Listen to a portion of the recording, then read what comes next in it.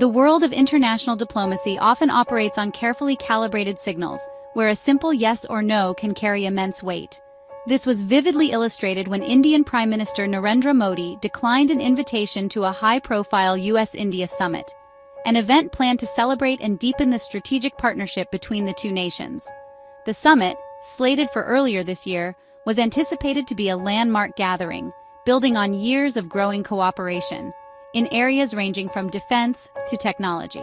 The sudden cancellation sent ripples through diplomatic circles, prompting questions about the health of a relationship often described as one of the most consequential of the 21st century. The invitation, extended by the White House, was intended to symbolize the strength and mutual importance of the US-India bond. For Washington, it was an opportunity to showcase a key alliance in the Indo-Pacific region, a cornerstone of its foreign policy strategy. However, instead of headlines celebrating a successful meeting, the news was dominated by the conspicuous absence of the Indian leader. India's decision to forego the summit was driven by a confluence of factors, central among them being a firm stance on issues of national sovereignty.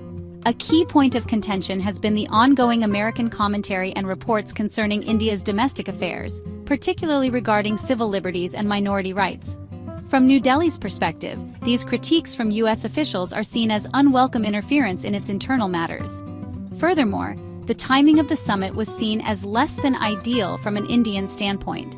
The invitation arrived amidst a busy domestic political calendar, focused on rolling out significant economic reforms and preparing for crucial state-level elections.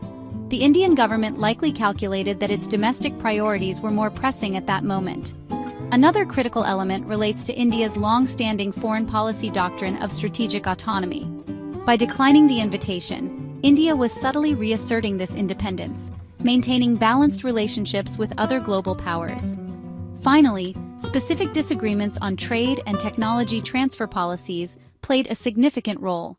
From India's perspective, the decision to decline the summit invitation was not a snub, but a necessary assertion of its position as a sovereign and co-equal partner. Indian officials would argue that a true strategic partnership must be built on a foundation of mutual respect, which includes non-interference in each other's domestic politics. The consistent public criticism from various American sources was perceived in New Delhi as patronizing and counterproductive. This action is viewed within India as a reflection of the nation's growing confidence on the global stage. Under Prime Minister Modi, India has pursued a more muscular and self-assured foreign policy, encapsulated by the term Vishwaguru, or world teacher. The government believes that India is no longer just a balancing power, but a leading power in its own right. India has carefully cultivated relationships with a diverse array of countries, which have complex relationships with the United States. From the perspective of the United States, the refusal from Prime Minister Modi was met with a mixture of surprise and considerable disappointment. American policymakers have invested significant political capital in nurturing the relationship with India, seeing it as a critical democratic counterweight to China's growing influence. The summit was designed to be a public affirmation of this strategic convergence. Its cancellation was seen as a setback to a key foreign policy priority. The American side likely views its commentary on India's domestic issues differently than New Delhi does. For Washington, raising concerns about human rights and democratic values is a standard component of its foreign policy. U.S. officials would argue that these discussions are part of an honest and transparent dialogue between two of the world's largest democracies.